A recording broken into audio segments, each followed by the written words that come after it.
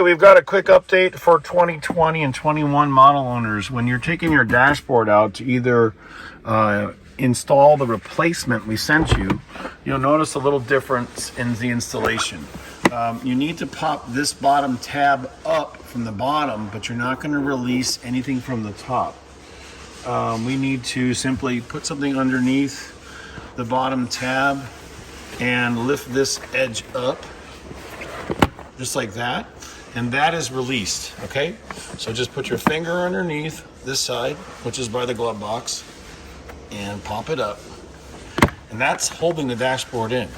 Then with two hands and a friend on each side, you're going to be lifting the dashboard right here in the middle. 1, 2, 3, up, and then it comes up. Now the panels here on the side don't come off yet.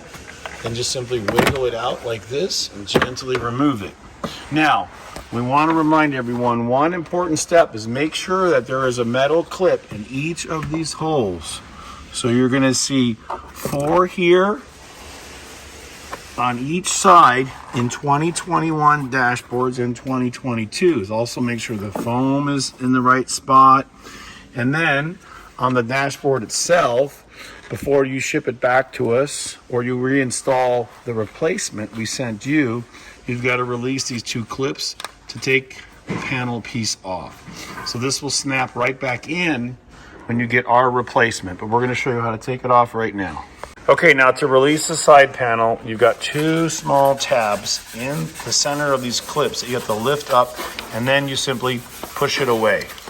So you'll see this, just lift it up, pull away, comes right out, lift it up, pull it away, comes right out. Then just hold on to this until you get your dashboard from us. Then you're going to pop it right back in, and we're going to ship it to you with these installed. Thank you again.